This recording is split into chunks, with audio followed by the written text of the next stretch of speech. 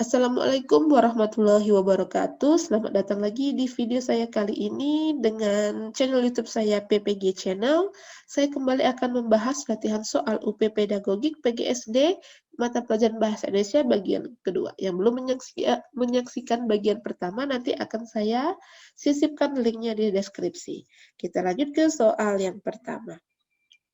Kita lihat dulu capaian pembelajarannya yang kelima, ini masih sama dengan capaian pembelajaran yang keempat kemarin, tapi indikatornya saja yang berbeda, yaitu menggunakan pendekatan metode media, bahan ajar, evaluasi dalam pembelajaran bahasa Indonesia atau SD. Kita lihat contoh soalnya. Pembelajaran yang melibatkan peserta didik melakukan kegiatan memilih bentuk tulisan, menyusun draft tulisan, memperbaiki tulisan, menyunting tulisan, dan berbagi tulisan merupakan tahap pembelajaran bahasa dengan pendekatan A. Keterampilan proses, B. Konstruktivisme, C. Komunikatif, D. Writing proses, E. Whole language. Kita lihat pembahasannya. Jawaban tepat adalah D, writing process. Kenapa jawabannya D?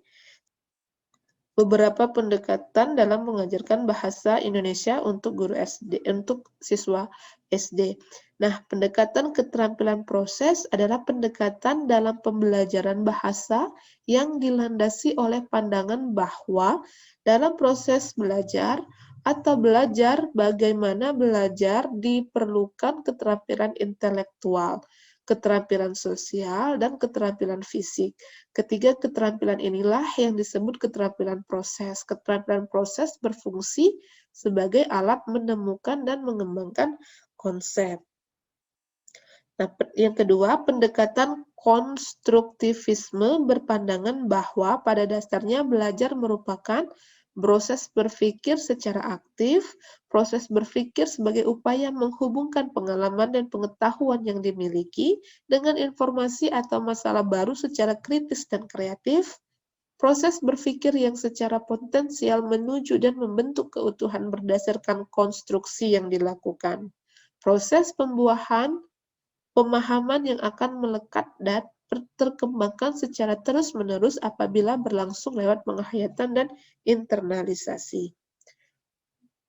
Kemudian pendekatan komunikatif maksudnya adalah untuk mengembangkan kemampuan berkomunikasi yang selanjutnya disebut kompetensi komunikasi, yaitu kemampuan menggunakan bahasa untuk berkomunikasi dalam konteks yang seutuhnya. Kegiatan utama dalam kegiatan belajar mengajar bahasa yang menggunakan pendekatan komunikasi berupa latihan-latihan yang langsung dapat mengembangkan kompetensi komunikasi yang dimiliki pembelajar, tidak hanya menguasai bentuk-bentuk bahasa, tetapi sekaligus menguasai bentuk makna serta pemakaiannya. Nah, pendekatan whole language merupakan pendekatan pembelajaran bahasa yang menyajikan pembelajaran bahasa secara utuh, tidak terpisah-pisah. Hal ini karena bahasa merupakan satu kesatuan yang tidak dapat dipisah-pisahkan, sehingga pembelajaran komponen bahasa dan keterampilan berbahasa disajikan utuh dalam situasi nyata atau otentik dan bermakna. Sedangkan pendekatan writing process merupakan pendekatan yang terfokus pada siswa. Dalam pendekatan ini, siswa diharapkan dapat mengembangkan pengetahuan sikap, pengalaman, dan keterampilan dalam pembelajarannya. Pendekatan proses menulis merupakan pendekatan untuk mengamati pembelajaran menulis yang penekanannya bergeser dari produk pada proses apa yang dipikir dan ditulis oleh siswa. Nah, jika kita lihat lagi ke soalnya, bahwa di pembelajaran ini adalah melibatkan peserta didik untuk memilih bentuk tulisan, menyusun draft tulisan, memperbaiki tulisan, menyunting tulisan, maka ini merupakan salah satu writing process, proses menulis. Jadi yang benar jawabannya adalah D. Selanjutnya capaian pembelajaran yang keenam, masih sama capaian pembelajarannya dengan indikator yang berbeda, yaitu merancang langkah-langkah pembelajaran bahasa Indonesia SD. Kita lihat soalnya. Lengkapilah langkah-langkah kegiatan pembelajaran di bawah ini. Yang pertama, peserta didik membaca dalam hati teks prosedur secara cara membuat anyaman. Kemudian peserta didik dan guru bertanya jawab tentang isi teks prosedur terkait alat, bahan, dan langkah-langkah membuat anyaman. Peserta didik membuat anyaman dengan panduan LKPD. Peserta didik secara berpasangan membandingkan karya anyamannya. Guru mengambil teks prosedur yang telah dibagikan. Langkah-langkah kegiatan yang tepat untuk melengkapi kegiatan pembelajaran di atas adalah A. Peserta didik menentukan langkah-langkah kunci dan menuangkannya dalam grafik organizer. B. Peserta didik menuliskan kembali langkah-langkah membuat anyaman dengan kalimat sendiri secara runtut. C.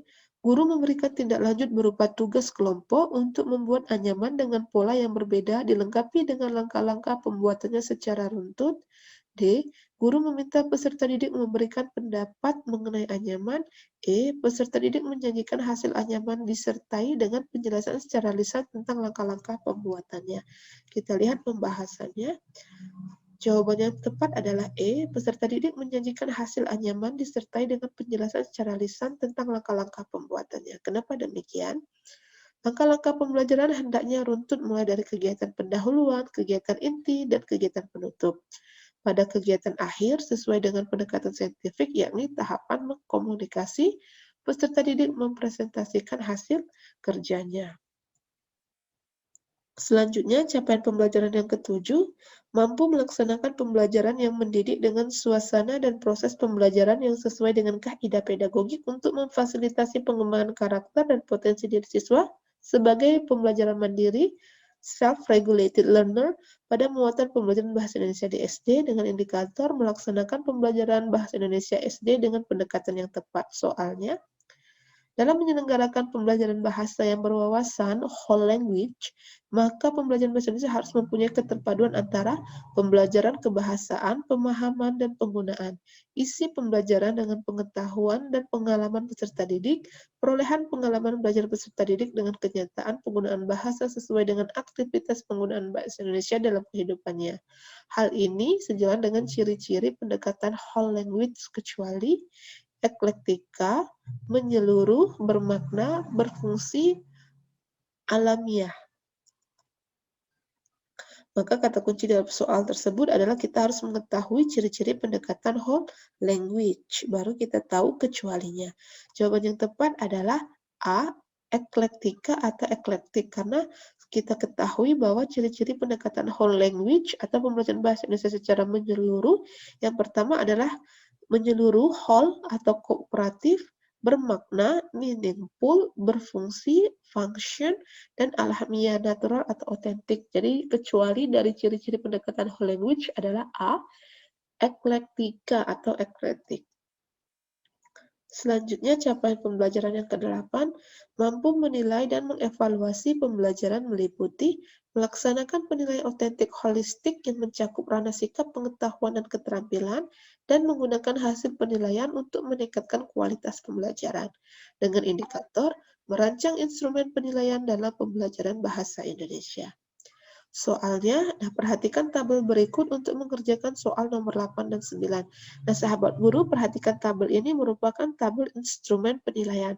Bagi sahabat guru yang belum subscribe, like, share, dan komen, silakan subscribe, like, share, dan komen, dan jangan lupa hidupkan lonceng notifikasinya agar tidak ketinggalan ketika saya mengupdate atau mengupload video terkait PPG. Kembali lagi ke soal nomor 8 dan 9. Di sini kita lihat ada kriteria. Yang pertama, mendengarkan, ada scale-nya, bagus sekali, cukup, atau berlatih lagi di sana. Selalu mendengarkan teman yang sedang berbicara, mendengarkan teman yang berbicara namun sesekali masih perlu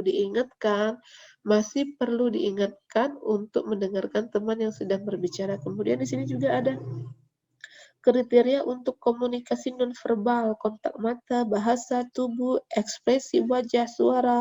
Kemudian di sini ada partisipasi, ada keruntutan bicara. Nah, ketika komunikasinya bagus sekali, yaitu merespon dan menerapkan komunikasi nonverbal dengan tepat. Kemudian cukup ada kriterianya, berarti juga ada kriterianya. Nah, setelah sahabat guru perhatikan tabel ini, kita lihat ke soalnya. Putina telah merancang sebuah instrumen penilaian yang akan digunakan di kelas saat proses pembelajaran. Bu Tina telah memperhatikan hal-hal yang harus ada pada rubrik, yaitu A. Kejelasan kriteria tingkatan skor ketepatan deskripsi, B. KKM, pedoman penggunaan gradasi skor, C. Kejelasan kriteria gradasi skor, kriteria ketuntasan minimal, D. Ketepatan deskripsi, pedoman penggunaan kunci jawaban, E. Pedoman perhitungan skor kunci jawaban ketepatan deskripsi. Lihat pembahasannya. Jawaban yang tepat adalah A. Kejelasan kriteria tingkatan skor ketepatan deskripsi. Nah, komponen sebuah rubrik penilaian adalah kejelasan kriteria, gradasi atau tingkatan skor, ketepatan deskripsi, pedoman penggunaan. Namun jika kita lihat lagi di sini, di rubrik skornya kriterianya juga sudah ada, tingkatan skornya bagus sekali, cukup, berlatih lagi, dan deskripsi dari masing-masing itu juga tergambarkan di sini. Sehingga jawabannya tepat adalah A. Kejelasan kriteria, tingkatan skor, ketepatan deskripsi.